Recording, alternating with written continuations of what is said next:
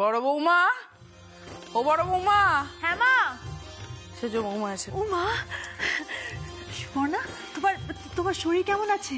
হ্যাঁ, আর শোনো, আগামী দিনগুলো কিন্তু খুব সাবধানে থাকতে হবে। কোনো চিন্তা ভাবনা মাথায় একদম আসতে দেবে না, কেমন? ও বর্ষা, যা ওকে নিয়ে যাও। হ্যাঁ হ্যাঁ, শ্রীমতী চল, সাবধানে চল।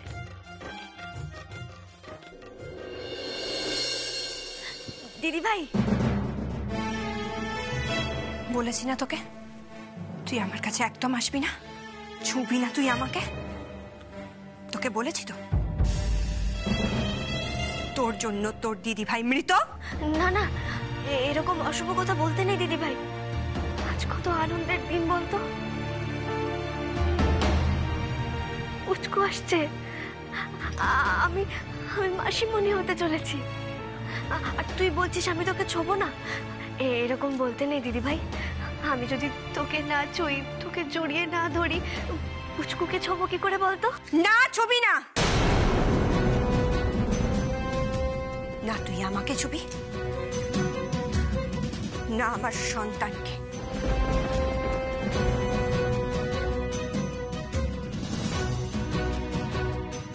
সেজো বৌদি, তুমি কেন অপুর সাথে এরকম করছো? প্লিজ দিদি ভাই। বললাম না, তুই আমায় দিদি ভাই বলবি না। কি হচ্ছে কি?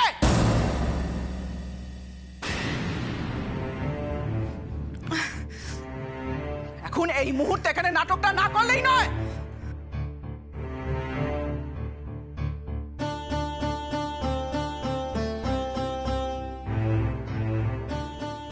এই যে মেয়ে, তোমার মনে মায়া দেওয়া বলে কিছু নেই? হ্যাঁ, ও তো তোমার নিজের মায়ের পেটে দিদি, ওকে দেখে তোমার মায়া হচ্ছে না? হ্যাঁ, তামাশা দেখছো না তুমি? তামাশা দেখছো তুমি? হ্যাঁ, ওর এখন আনন্দ করার সময়। বড় কোকা, ওকে বলে দে ডাক্তারবাবু কি কি বলেছে, কোন রকম উত্তেজনা সৃষ্টি যেন না হয়, তাহলে সেজো বৌমার বাচ্চার ক্ষতি হতে পারে। তাই আমি চাই না এখানে নতুন করে আবার কোনো নাটক হোক, যাতে আমার সেজো বৌমা আর তার বাচ্চার ক্ষতি হতে পারে।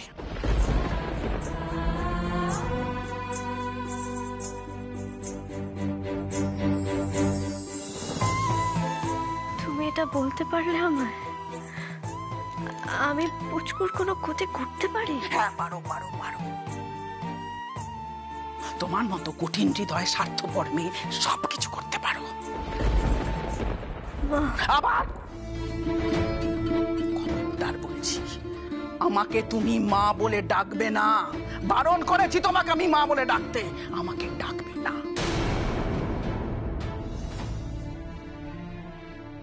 আর একটা কথা বলছি, আমার সেজো বৌমার আশেপাশে যেন তোমাকে না দেখি, একদম ঘেসবে না তুমি। মা, তুমি কেন এরকম করছো? কেন এতটা নিষ্ঠুর হচ্ছ তুমি?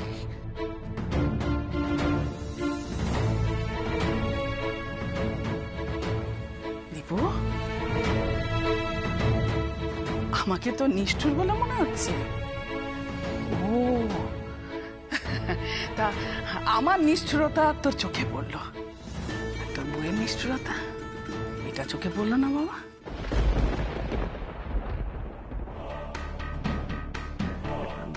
বেরোবো কি করে?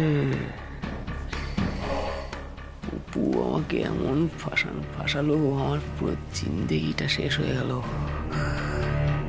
কিছু না হলেও 10 বছরের জেল তো আমার হবেই। এই ঘরটাতে থাকলে আমি তো দম আটকে মরে যাবো। না না, 10 বছর ধরে এই ঘরটায় পচে মরবো না আমি। বাইরে আনন্দে ঘুরে বেড়াবে, দীপুর সঙ্গে সংসার করবে, আর আমি তুই পান মুখার্জি এই ঘরটায় পচে মরবো। এটা আমি কিছুতেই মেনে নেব না। স্যার, একে ডাকাতে গেছে, আমরা ধরে এনেছি। এই কি নাম তোর? কিরে, কি নাম তোর? নমস্কার স্যার, আমার নাম রত্ন। আর তোর ব্লাড গ্রুপ কি? ওই যে এ পজিটিভ। কোথায় থাকিস? বাবা, আজকাল চোর ডাকাতের সঙ্গে আমার ব্লাড গ্রুপও মিলে যাচ্ছে। এই, একে লকআপে ঢুকিয়ে দিন। যা ঢোক।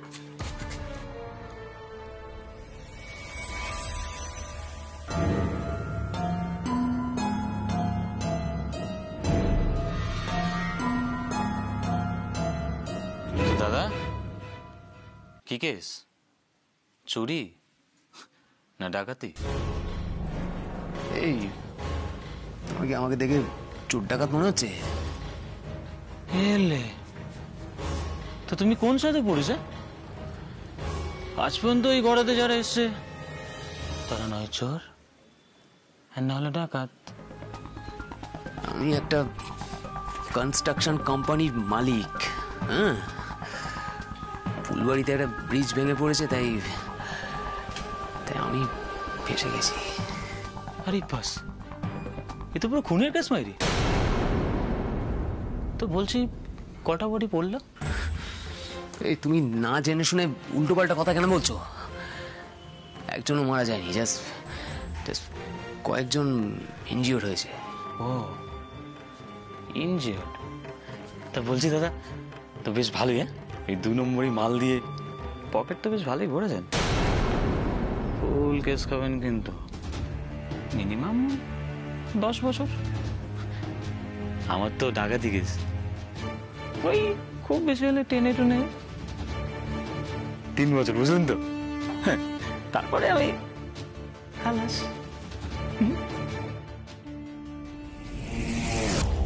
না না না, কিছু একটা প্ল্যান আমাকে করতেই হবে।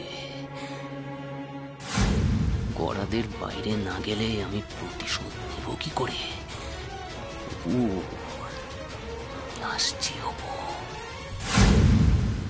বড় বৌমা, হ্যাঁ মা। সেজ বৌমাকে ঘরে নিয়ে যাও। যাও। হ্যাঁ মা, এক্ষুনি নিয়ে যাচ্ছি। সুপর্ণা, চলো। ও বড়দি ভাই, একটু দাঁড়াও না গো, একটুখানি। ও মামা, ও মা, আমি বলছি যে আমাকে একটুখানি আপনি সেজু ছেলের সাথে দেখা করাতে নিয়ে যাবেন না? বলুন না মা। ও বড়দা ভাই, মেজদা ভাই, ও মেজদা ভাই, বলছি আমাকে একবার তোমরা ওনার সাথে দেখা করাতে নিয়ে যাবেন গো। উনি তো এখনো এই আনন্দের খবরটাই পেল না যে উনি বাবা হতে চলেছেন।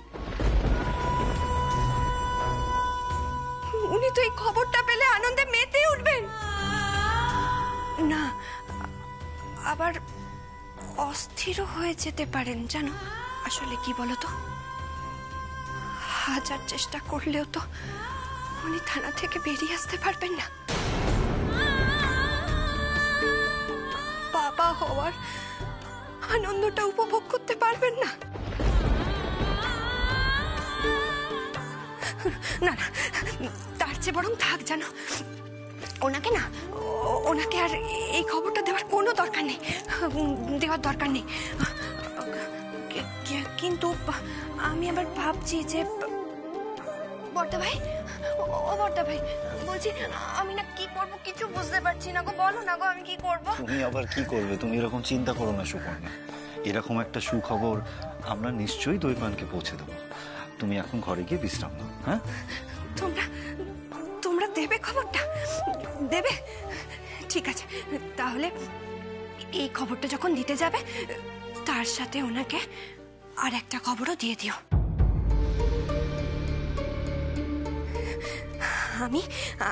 আমি আমার সন্তানকে অপুকে ছুতেও দিইনি অপুকে। আর আমাকে আর আমার সন্তানকে অপু কখনো যাবে না, কখনো না। এটা তোমরা ওনাকে জানিয়ে দিও। আর এই যে অপু ভিডিও, আমার সন্তানের মুখ দর্শন তুই কখনো করবি না।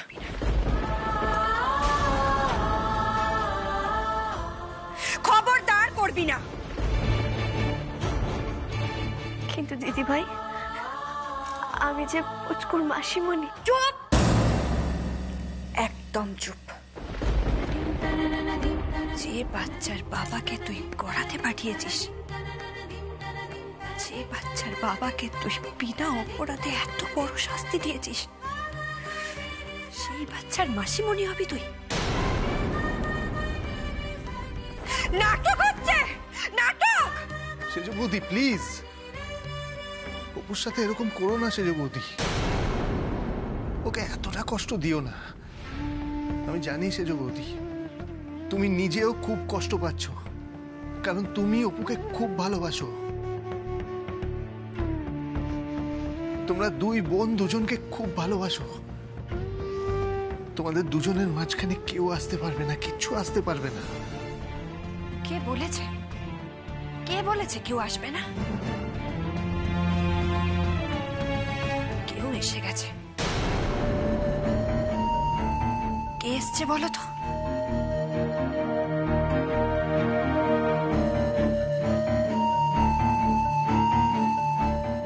আমাদের দুই বোনের ভালোবাসার মধ্যে এসেছে অপুর স্বার্থ, অপুর মিথ্যে আদর্শ। মিথ্যে আদর্শ নয় দিদি ভাই। তাই বুঝি তোর জামাই বাবুকে তুই মিথ্যে অভিযোগে ফাঁসালি?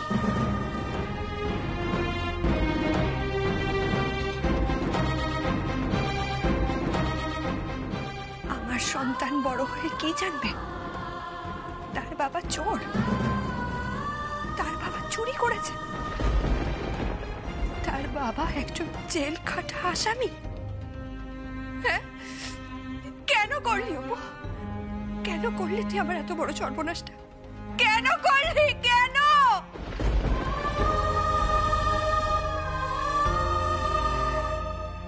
তোর সন্তানের সাথে যদি ঠিক এরকমটাই হতো, তাহলে তুই কি করতিস অপু? এভাবে বলিস না দিদি ভাই। তোর সন্তান কি আমার সন্তান নয় বল? না, নয়।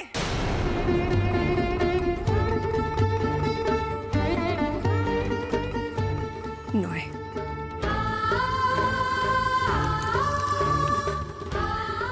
তুই কখনো কারোর মা হতে পারবি না।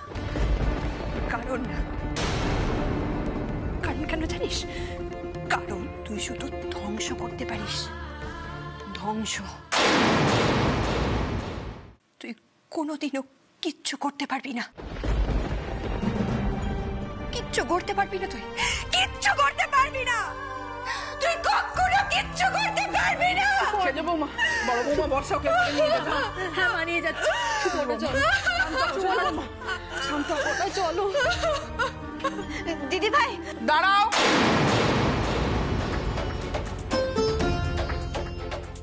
কোথায় যাচ্ছ তুমি? যাবে না, তুমি ভেতরে যাবে না। আচ্ছা, তুমি এখনো এখানে দাঁড়িয়ে রয়েছো যে? তোমার তো এতক্ষণে অফিসে চলে যাওয়ার কথা। হ্যাঁ, অফিস, চাকরি, দায়িত্ব, কর্তব্য, সেসব তো এই পরিবারের থেকে তোমার কাছে অনেক অনেক বেশি বড়। তাহলে এখনো এখানে দাঁড়িয়ে রয়েছো যে? নাটক করছো? হ্যাঁ, আমার চোখের সামনে ঘুরঘুর করো না। তোমাকে দেখলে আমার মা, বড় খোকা, বড় বৌমাকে বলে দে ও যেন আমার রান্নাঘরে না ঢোকে। মা, আমি ঠিক কথাই বলেছি। তুমি আমার রান্নাঘরে ঢুকবে না, কোনো জিনিসে হাত দেবে না, কোনো জিনিস ছোবে না। আমার সংসারের দায়িত্ব, কর্তব্য কিচ্ছু তোমাকে পালন করতে হবে না। যাও, তুমি অফিসে যাও, আমার সংসারটাকে রেহাই দাও। যাও। আমি আর সহ্য করতে পারছি না মা।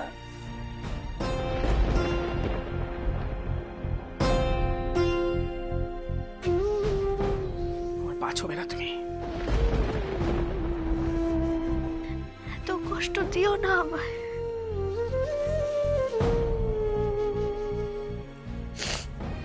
কষ্ট হচ্ছে তোমার? কেন? তোমার তো কষ্ট পাবার কথা নয়, তোমার তো আনন্দ হবার কথা। তুমি নিজের ভাসুরকে জেলে পুড়েছো, সততার পরাকাষ্ঠা তুমি। তুমি তো আনন্দে থাকবে, কষ্ট পাচ্ছ তুমি। তারপর ওই অফিসে ভালো ভালো কাজ করলে কি হয় না, পরপর ওপরে ওঠা যায়? তখন ওপরে উঠবে না, অনেক ওপরে উঠবে। আর তাছাড়া তোমার ওই অফিসের লোকেরা অপেক্ষা করে বসে আছে না তোমাকে পুরস্কার দেবে। যাও যাও যাও যাও যাও, তুমি অফিসে যাও, অফিসে গিয়ে পুরস্কার নাও। যাও যাও।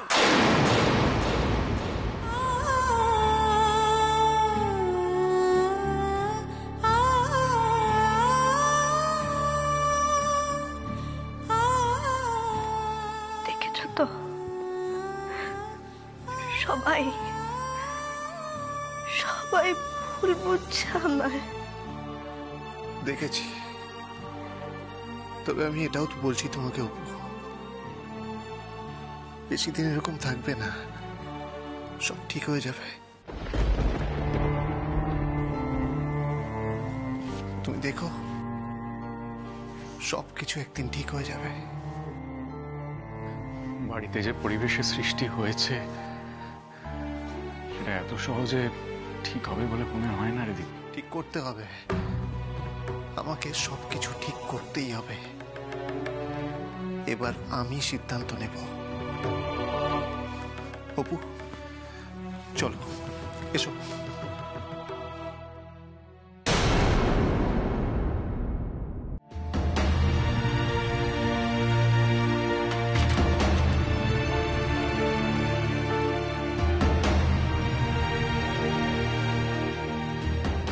কি হলো? এভাবে আমায় টেনে নিয়ে এলে যে? এভাবে চলতে পারে না অপু, এভাবে চলতে পারে না। আমি তোমার চোখের জল আর সহ্য করতে পারছি না। অপু, তুমি তোমার দায়িত্ব পালন করেছো, তোমার কর্তব্য করেছো, কোনো দোষ করোনি। এই বাড়ির লোকেদের দোহাই দিয়ে তোমাকে কেউ অপমান করতে পারে না, বারবার পারে না। কি করব, কি করব আমি? এবার একটা সিদ্ধান্ত নিতে হবে অপু, এবার একটা সিদ্ধান্ত নিতেই হবে। সিদ্ধান্ত? কিসের সিদ্ধান্ত? কি সিদ্ধান্ত নেব আমি? জামাই বাবু এখন থানায়, আর সেটাতে মা আর দিদি ভাইয়ের কষ্ট হওয়াটাই তো স্বাভাবিক। উনি যতই খারাপ মানুষ হন না কেন, উনিও তো কারোর স্বামী, কারোর সন্তান। আর তাই তো মা আর দিদি ভাইয়ের এতটা কষ্ট হচ্ছে। ওনার আগামী দিনগুলো হয়তো সংশোধনাগারেই কাটবে। এসব ভেবে ভেবে মা দিদি ভাই হতাশায় ডুবে যাচ্ছে। সেই হতাশা কষ্টকেই তো আমার উপর রাগ হিসেবে প্রকাশ করছে। এটাই তো আমার সহ্য হচ্ছে না অপু। শুধু শুধু কেন সবাই তোমার উপর রাগ দেখাবে? তুমি তোমার দায়িত্ব করেছো, কর্তব্য পালন করেছো, কোনো দোষ করোনি। এটাই তো ওদের বোঝাতে পারছি না। ওরা এখন ইমোশনাল হয়ে আছে। না না না অপু, তোমার একটা ডিসিশন নিতেই হবে। কি ডিসিশন নেব আমি? কি ডিসিশন নেব? বাড়ি ছেড়ে দি? চাকরিটা ছেড়ে দি? না না, চাকরি ছাড়ার কথা বলবে না অপু। আমি তোমাকে চাকরি ছাড়তে দেব না, কিছুতেই না, কিছুতেই না। কিন্তু এই মানসিক অবস্থা নিয়ে তুমি মন দিয়ে চাকরিটা করবে কি করে? কি করব তাহলে আমি, বলো? একটা উপায় আছে। উপায়? কি উপায়? আমায় বলো, কি উপায়? হ্যাঁ, একটা উপায় আছে অপু, যাতে তুমি মন দিয়ে চাকরি করতে পারবে। এবারের লোকেরা তোমার উপর অন্যায়ভাবে কিছু চাপিয়ে দিতে পারবে না। এবারের লোকেরা তোমার উপর চাপ সৃষ্টি করতে পারবে না। আমাদের সংসারের জন্য তোমাকে আত্মত্যাগ করতে বলতে পারবে না। একটা উপায় আছে। কি বলছো তুমি? আমি কিচ্ছু বুঝতে পারছি না। এই মুহূর্তে আমার জীবনটা যে জায়গায় আছে, সেখান থেকে বেরোনোর পথ আমি জানি না। আমাকে যদি ভালো থাকতে হয়, তাহলে আমার সংসার, আমার চাকরি, এই দুটোর মধ্যে ব্যালেন্স করে চলতে হবে। আর সেই ব্যালেন্সটাই তো আমি করতে পারছি না। সবাই ভুল বুঝছে আমায়। জামাই বাবু, মা, এমনকি আমার নিজের দিদি ভাই পর্যন্ত। পারবে না, পারবে না, পারবে না অপু। তুমি কোনো কিছুকে ব্যালেন্স করে চলতে পারবে না, আর আমি তোমাকে ব্যালেন্স করতে দেব না। তুমি যদি চাও চাকরি আর সংসার একসাথে ব্যালেন্স করবে, তাহলে এ বাড়ির লোকেরা তোমার উপর চাপ সৃষ্টি করবে। এই যে শেষদা ভাইয়ের অন্যায়গুলো তোমার মেনে নিতে হবে। পারবে তুমি? এ বাড়ির লোকেদের অন্যায়, এ বাড়ির লোকেদের খামখেয়ালিপনা আমি তোমার উপর চাপিয়ে দিতে পারি না। তুমি কেন বুঝতে পারছো না? ওরা যা বলছে সব পরিস্থিতির চাপে বলছে। ওরা কেউ খারাপ মানুষ নয়। যা বলছে সবটা ওদের ভুল ধারণা। তাই তো বলছি আমি, এটাই তো বলছি। এই ভুল ধারণাগুলোকে আমি তোমার চাকরির পথের বাধা হতে দিতে পারি না। তুমি চিন্তা করো না, তুমি একদম চিন্তা করো না। আমি ওদের সমস্ত ভুল ধারণা আমি বদলে দেবো। আমি বদলে দেবো। পারবে না অপু, কেন জেদ করছো? পারবে না। আর আমি ওই চাকরি আর সংসার ব্যালেন্স করতে দিতে পারি না তোমাকে। আর কতবার তুমি ব্যালেন্স করে চলবে? তুমি তোমার দায়িত্ব করেছো, তুমি তোমার কর্তব্য পালন করেছো, কোনো দোষ করোনি অপু, কোনো দোষ করোনি তুমি। আর যাতে তোমার চাকরিতে কোনো রকম বাধা না আসে, কোনো বাধা সৃষ্টি না হয়, তার জন্য একটাই রাস্তা আছে। তখন থেকে বলে যাচ্ছ একটা রাস্তা আছে, একটা পথ আছে, একটা উপায় আছে। বলবে তো কি পথ?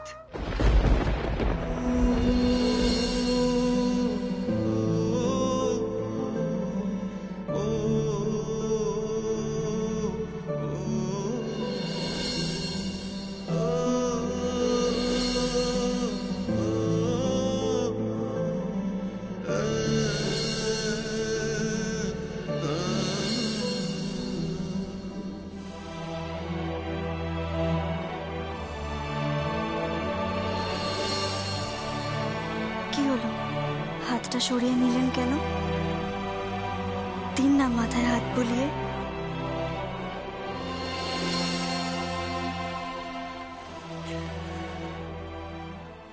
ডিভোর্স।